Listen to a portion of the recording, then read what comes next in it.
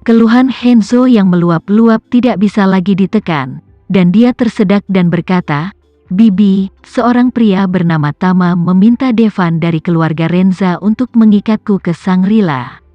Mereka juga menemukan ratusan pria berotot. Ketika saya datang ke bandara mereka mempermalukan saya curiga bahwa orang ini adalah kerabat keluarga Renza. Anda harus membantu saya untuk mendapatkan keadilan." Berbicara tentang ini, Kim tiba-tiba mulai menangis. Saat Cynthia mendengar ini, hatinya tiba-tiba menjadi dingin. Dia bergumam di dalam hatinya, "Di seluruh Jakarta, aku bisa membantumu menghadapi siapapun yang kamu provokasi, tapi Tama tidak bisa diprovokasi, tapi kamu masih memprovokasi Tama. Kamu juga memintaku untuk membantu kamu bersikap adil. Kamu tahu bahwa ketika Tama menahan saya di Jakarta, tidak ada yang bisa membantuku mendapatkan keadilan." Melihat Cynthia di ujung telepon berhenti bicara, Henzo langsung bertanya dengan tergesa-gesa, "Bibi, apa kamu mendengarkan?" Cynthia tiba-tiba tersadar, "Hah? Aku mendengarkan." Henzo kehilangan kendali atas emosinya, menangis dalam kehancuran, dan berkata, "Bibi, kamu harus membantuku. Aku tumbuh besar, aku tidak pernah menderita keluhan seperti ini. Dan mereka tidak hanya mempermalukan saya, tetapi mereka memukul saya. Sekarang, wajahku dipompa dan bengkak. Tapi aku akan menghadiri konser Gema dalam beberapa hari, dan menjadi tamu istimewanya. Wajahnya bengkak seperti ini. Bagaimana saya bisa menghadapi orang? Aku tidak bisa melakukan itu. Aku akan memakai topeng dan berpura-pura.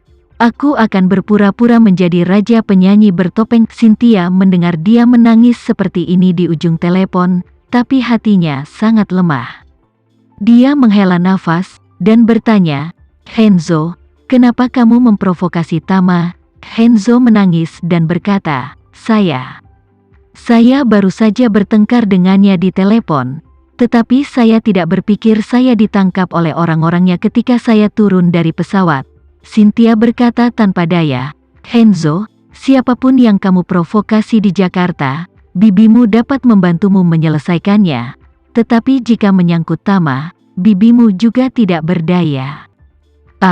Tanpa sadar Henzo berseru, "Mengapa bibi? Anda adalah wanita tertua dari keluarga Renza, dan dia hanyalah kerabat dari keluarga Renza. Mengapa Anda tidak mampu untuk menyinggung perasaannya?" Cynthia berkata dengan malu, "Henzo, dia bukan kerabat keluarga Renza, dia adalah putra dari saudara kedua saya, Cahya Renza." Begitu dia mengatakan ini, pikiran Henzo berdengung. Dia telah mendengar nama Cahya Renza sejak dia masih kecil. Adapun Tama, dia tidak begitu memahaminya. Dia hanya tahu bahwa Cahya Renza telah meninggal lebih awal, dan bahwa seorang anak laki-laki juga telah lama menghilang. Namun ia tidak pernah menyangka bahwa putra Cahya Renza ternyata adalah pemuda berwajah dingin di hadapannya. Dia berseru dalam hatinya, "Tidak heran dia sama sekali tidak takut padaku. Ternyata dia bukanlah kerabat dari keluarga Renza, melainkan keturunan dari keluarga Renza. Dia adalah cucu dari Maher Renza, yang tertua dari keluarga Renza." Petik 2. Memikirkan hal ini, kakinya menjadi lembut untuk beberapa saat, begitu lembut sehingga mereka mulai berayun ke depan dan ke belakang. Namun, dia tiba-tiba memikirkan sesuatu dan menangis dan berkata, "Bibi, menurutmu, Tama adalah keponakanmu dan kamu adalah bibinya. Tolong bantu saya dengan beberapa hal baik. Mohon minta dia untuk berbelas kasihan dan mohon dia untuk membiarkan saya pergi." Henzo bukan orang bodoh. Dia tahu hubungan antara Cynthia dan ayahnya. Meskipun dia tidak ingin berusia 20-an dan memiliki banyak ibu tiri, jika ibu tiri ini kaya dan berkuasa, dia juga akan mengangkat tangannya untuk setuju.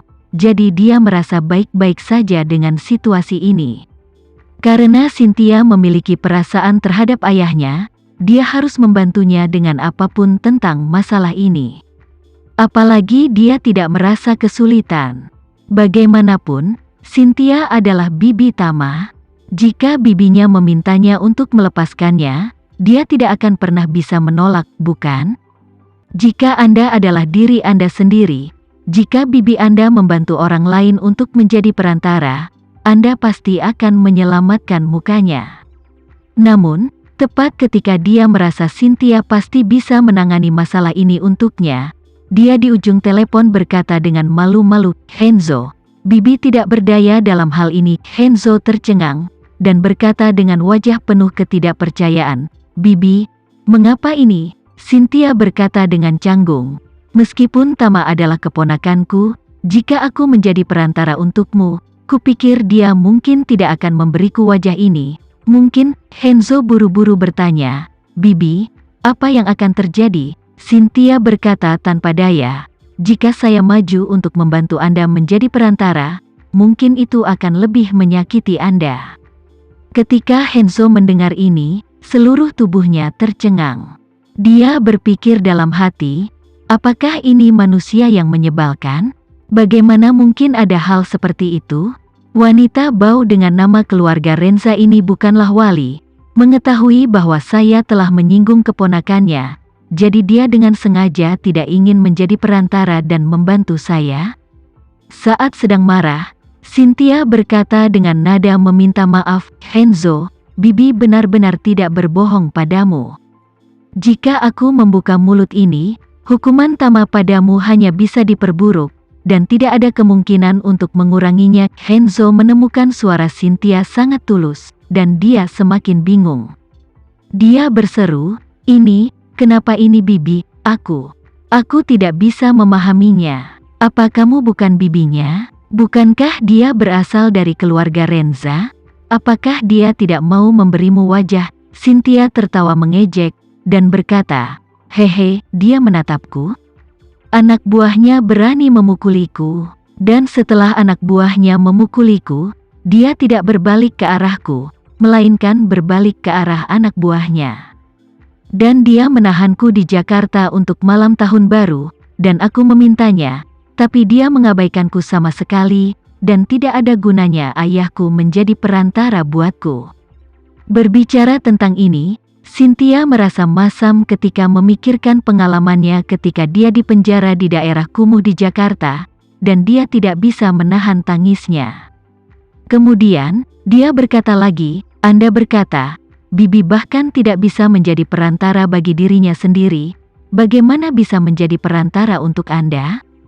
Henzo tercengang, seolah-olah 10.000 orang menebas kaca dengan pisau pada saat yang sama, otaknya hampir mati.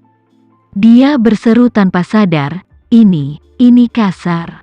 Siapa yang akan memperlakukan bibinya seperti ini?" Cynthia merasakan hal yang sama, dan mendesah, "Henzo, kamu benar." Tama, yang tidak berbicara, tiba-tiba bertanya, "Cynthia Renza, apakah kamu lupa mengapa aku memenjarakanmu di Jakarta?" Cynthia tiba-tiba mendengar suara Tama, dan hatinya terguncang. Dia bahkan tidak repot-repot memikirkannya, dan berkata, "Henzo, apakah speakerphone sudah kamu nyalakan?" Henzo berkata dengan canggung, Tama memintaku untuk menyalakannya." Cynthia mengubah kata-katanya ketika dia sangat ingin untuk bertahan hidup, dan berkata, "Saya belum menyelesaikan apa yang saya katakan sekarang. Alasan mengapa Tama memenjarakan saya sepenuhnya karena saya melakukan hal yang salah, dan saya yang disalahkan." Setelah berbicara, dia berkata dengan cepat dan datar, "Tama, jangan salah paham. Aku tidak menyelesaikan kata-kataku sekarang, tapi aku tidak bermaksud apa-apa lagi." Pandangan dunia Henzo telah runtuh. Apakah ini Cynthia yang gila? Apakah ini wanita muda brengsek yang terkenal di Surabaya?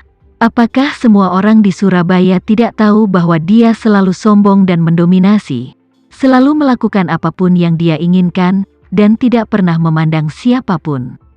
Tapi, dia sekarang dikejutkan oleh Tama di depanku, mengetahui bahwa dia mendengarkan, Rasanya seperti seekor tikus bertemu dengan kucing dalam sekejap. Keinginan penuh untuk bertahan hidup ini terlalu mengerikan. Apakah Cynthia terlalu lemah atau Tama terlalu kuat?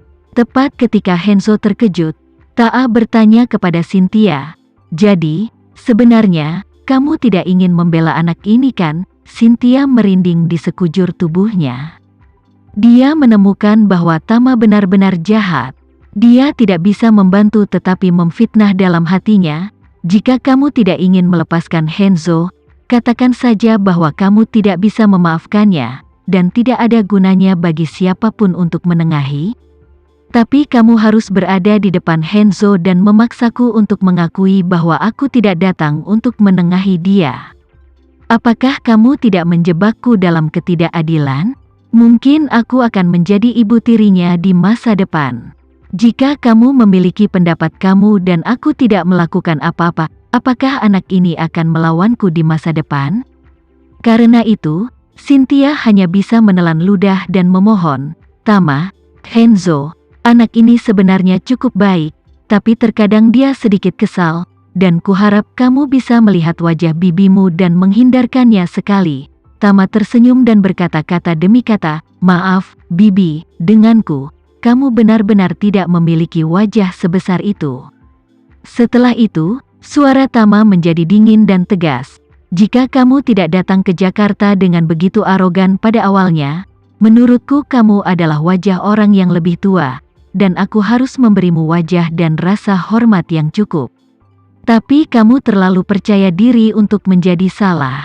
Kamu selalu sombong, dan rasanya seluruh dunia harus mematuhi perintahmu. Tapi aku tidak peduli dengan caramu mendominasi, itu tidak akan berhasil di Jakarta." Cynthia sangat tertekan dengan ucapan Tama, tetapi dia tidak berani mengungkapkan ketidakpuasan apapun. Sekian dulu ya video kali ini, kita lanjutkan lagi videonya di lain waktu. Oh iya, bagaimana menurut kalian? Semoga bisa sedikit menghibur kalian semua. Untuk teman-teman yang baru nonton jangan lupa subscribe ya, hehehe.